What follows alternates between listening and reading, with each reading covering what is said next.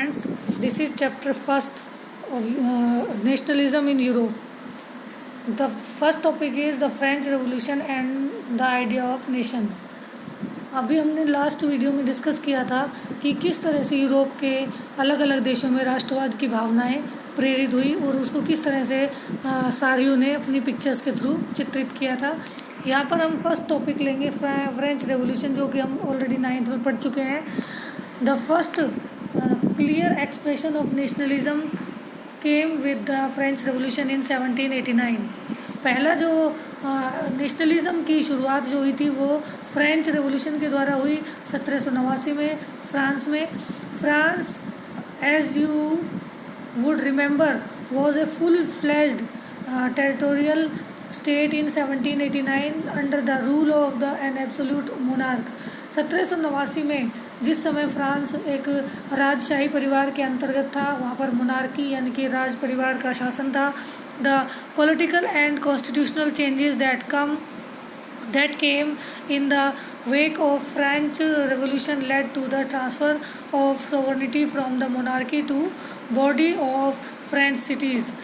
और 1789 में जो क्रांति हुई, राजनीतिक घटनाएं हुई, उनके कारण फ्रेंच जो रेवोल्यूशन हुआ और जो 3 स्टेट्स की जो स्टेट्स जनरल की असेंबली बुलाई गई थी और उसके बाद जो 3rd स्टेट ने रिवोल्यूशन किया, जो विद्रोह किया, उसके कारण फ्रेंच रेवोल्यूशन हुआ। और इस तरह से पावर जो है धीरे धीरे राज परिवार या राजा के हाथ से निकलकर आम जनता के हाथों में आ गई। The revolution proclaimed that it was the people who would henceforth constitute the nation and shape its density।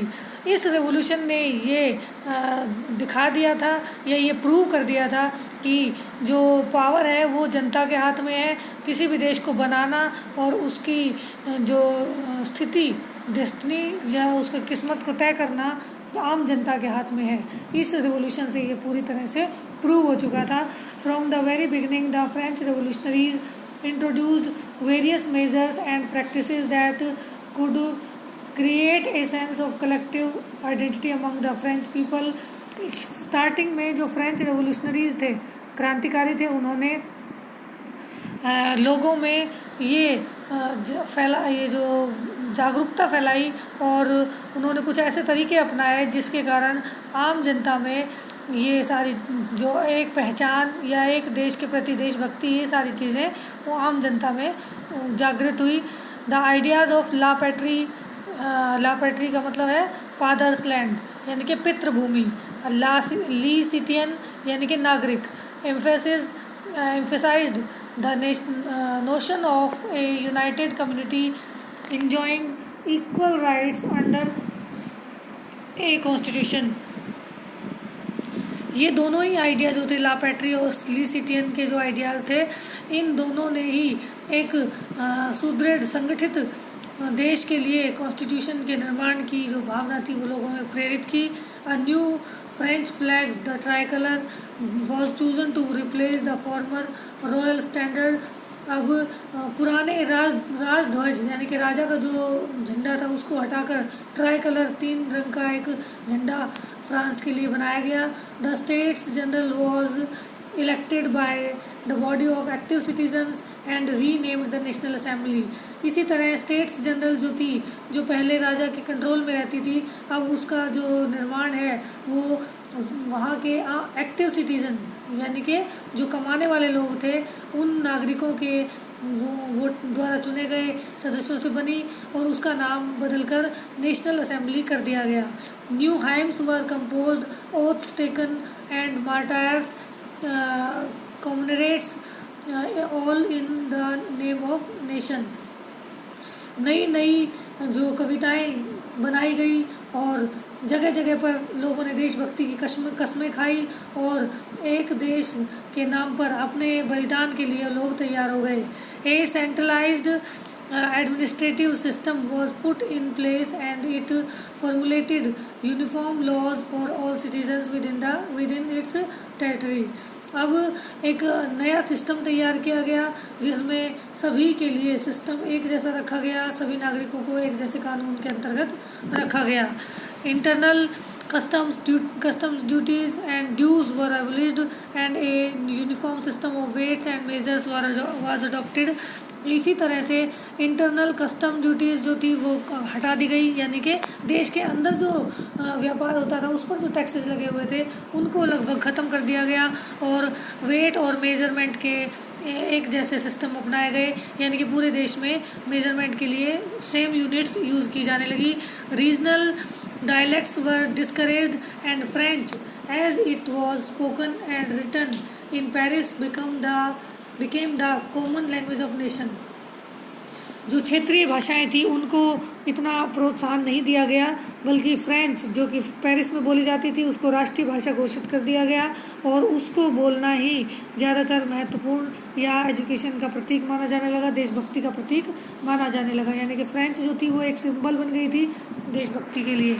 The revolutionaries further declared that it was the mission and the destiny of French nation to liberate the peoples of Europe from the despotism.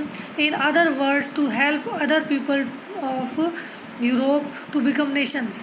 Revolutionary उस वहाँ के जो क्रांतिकारी थे उन्होंने अपना एक mission declare कर दिया, यानी कि उन्होंने अपने देश में तो स्वतंत्रता प्राप्त करवाई, अपने देश को तो जो फ्रीडम दिलवाया ही, उसके साथ साथ उन्होंने पूरे यूरोप में जो डेस्पोटिज़म या ये जो राजाओं के जो शासन थे उसको ख़त्म करने के लिए, राजशाही जो थी उसको ख़त्म करने के लिए बाकी यूरोपियन देशों को भी एक राष्ट्र के निर्माण के रूप में आने के लिए प्रेरित किया, वो दूसरों के लिए प्रेरणा बने. When the news of events in France reached the different cities of Europe, students and other members of the educated middle class began setting up Jacobean clubs. जैसा कि हम 9th में पढ़ चुके हैं कि फ्रांस में जैकोबियन क्लब्स का निर्माण होना शुरू हो गया था. वहाँ के जो एजुकेटेड लोग थे उन्होंने जैकोबियन क्लब्स का निर्माण किया और स्वतंत्र कराने के लिए उन्होंने अलग अलग तरीके अपनाए. तो जहाँ जहाँ भी फ्रांस की इन घटनाओं के बारे में यूरोप में खबरें पहुँची, वहाँ पर वहाँ के स्टूडेंट्स ने, दूसरे देशों की बात कर रहे हैं हम, कि वहाँ पर वहाँ के स्टूडेंट्स ने और मेंबर्स ने, दूसरे मेंबर्स थे मिडिल क्लास के एजुकेटेड लोग जो थे, उन्होंने जैकोबियन क्लब्स की स्थापना वहाँ पर भी करनी शुरू कर दी. Their activities and campaigns prepared the way for the French armies which moved into Holland, Belgium, Switzerland and much of Italy in the 1790s. With the outbreak of revolutionary wars, the French armies began to carry the idea of nationalism abroad.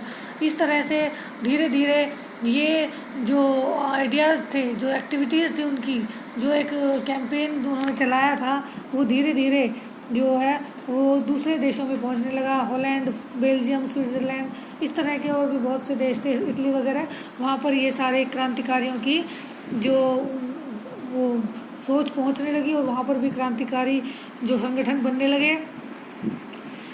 ये उस समय का map दिखाया गया है, ये आपकी note उसमें बुक में भी होगा और वहाँ से आप इसको इजीली देख सकते हैं. Within the wide swath of territory that came under his control, Napoleon set about introducing many of the reforms that he had already introduced in France. अब जो क्रांतिकारी घटनाएं फ्रांस में हुई थी उनके कारण जो दूसरे देशों में क्रांतिकारियों के संगठन बने, उन्होंने फ्रांस के लिए एक नया रास्ता तैयार किया. जिस समय नेपोलियन वहाँ का रूलर बना और नेपोलियन ने बाकी देशों को अपने कंट्रोल में करने की कोशिश की, तो उसमें उन क्रांतिकारी लोगों ने काफ़ी सहायता की. Through a return to monarchy, Napoleon had no doubt destroyed democracy in France, but in the administrative field he had incorporated revolutionary principles in order to make the whole system more rational and efficient. हम ये कह सकते हैं कि Napoleon ने वास्तव में ही democracy को ख़त्म कर दिया था फ्रांस में और दोबारा से उसने मोनार्की सिस्टम, राजशाही सिस्टम वहाँ पर लागू कर दिया. लेकिन उसने जो सिस्टम, एडमिनिस्ट्रेटिव सिस्टम जो बनाया वो वास्तव में ही तारीफ़ के काबिल था और एक कांस्टेंट और प्रभावशाली जो सिस्टम था उसने वहाँ पर तैयार किया. सेम जो यूनिफॉर्म सिस्टम था उसको तैयार किया.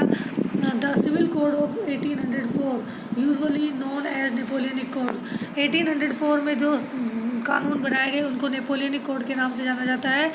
और the civil code of 1804 did away with the privileges based on birth, established equality before law and secured the right to property। जो कानून 1804 में बनाया गया उसके अकॉर्डिंग जो जन्म के आधार पर जो अधिकार मिले हुए थे वो ख़त्म कर दिए गए और सब कानून के सामने सभी को समान माना गया और प्रॉपर्टी का राइट सभी को दिया गया। This code was exported to the regions under French control. यही सिस्टम जो फ्रांस में लागू था वो वहाँ उसके द्वारा जीते गए क्षेत्रों में भी लागू किया गया। In the Dutch Republic, in Switzerland, in Italy and Germany, Napoleon simplified administrative division, abolished the feudal system and freed peasants from the serfdom and manorial dues। इसी तरह का सिस्टम उसने जो क्षेत्र जीते नेपोलियन के काल में, नेपोलियन के शासक बनने के बाद में फ्रेंच कंट्रोल में जो क्षेत्र आए, जैसे कि स्विट्ज़रलैंड का जो रिपब्लिक एरिया था, डच रिपब्लिक, और जर्मनी और इटली या जो भी क्षेत्र उसने जीते वहाँ पर सभी में उसने ये सिस्टम लागू किया। वहाँ के एडमिनिस्ट्रेटिव सिस्टम को सिंपल बनाया, फ्यूडल सिस्टम, सामंती सिस्टम को वहाँ पर ख़त्म किया, किसानों को दास्ता से छुड़वाया। सर्वडम का मतलब जो बड़े बड़े ज़मींदार होते थे उनके यहाँ पर उन्हें फ्री ऑफ कॉस्ट काम करना पड़ता था और फ्यूडल सिस्टम को ख़त्म करके सर्वडम और मैनोरियल ड्यूज जो एक्स्ट्रा टैक्सेस लगे हुए थे उन पर उन सबको ख़त्म कर दिया। In the towns too guild restrictions were removed. इसी तरह शहरों में भी कुछ हद तक जो गिल्ड पर मतलब कुछ ग्रुप्स बने होते थे व्यापारियों के, उनके द्वारा लगाई गई जो रिस्ट्रिक्शंस थी उनको ख़त्म कर दिया गया। ट्रांसपोर्ट और कम्युनिकेशन सिस्टम को इम्प्रूव किया गया। किसान, आर्टिसन जो थे, peasants, artisans, workers and new businessman enjoyed a new bound freedom. अब किसानों के लिए, व्यापारियों के लिए, सभी के लिए एक नया सिस्टम तैयार हो गया था जिसको वो स्वतंत्रता फील कर रहे थे, जिसकी स्वतंत्रता को वो खुद फील कर रहे थे। Businessmen and small scale producers of goods in particular began to realise that uniform laws, standardised weights and measures and common national currency would facilitate the movement and exchange of goods and capital from one region to another। व्यापारियों और जो छोटे businessman थे उन सबको जब uniform system बनाया गया, यूनिफॉर्म सिस्टम का मतलब है एक जैसा सिस्टम, एक जैसे कानून बनाए गए, एक जैसे मेजर्स और वेट्स बनाए गए, तो एक कॉमन नेशनल करेंसी को यूज़ किया गया, तो उन्हें काफ़ी हद तक एक क्षेत्र से दूसरे क्षेत्र में सामान को बेचना और ख़रीदना आसान हो गया, जो कि पहले कभी नहीं हो पाया था। However in the areas canker the reactions of the local populations to French rule were mixed. Initially, in many places such as Holland and Switzerland, as well as in the certain cities like Brussels, Mainz, Milan, Warsaw, the French armies were welcomed as harbingers of liberty, but the initial enthusiasm soon turned into hostility as it became clear that the new administrative arrangements did not go hand in hand with political freedom. Increased taxation, censorship, forced conscriptions into the French armies required to conquer the rest of Europe all seemed to overweight the advantage of the administrative changes।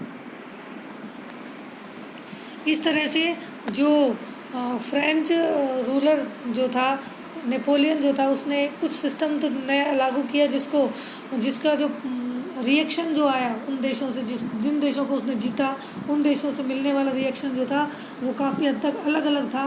कुछ क्षेत्रों में इसका स्वागत किया गया, Holland, Switzerland जैसे देशों में, और ब्रुसेल्स, मेंज, मिलान, वारसा, इन सभी क्षेत्रों में उन्होंने, जब उन्हें स्वतंत्रता मिली वहाँ के व्यापारियों और किसानों को, तो उन्होंने काफ़ी उसका स्वागत किया।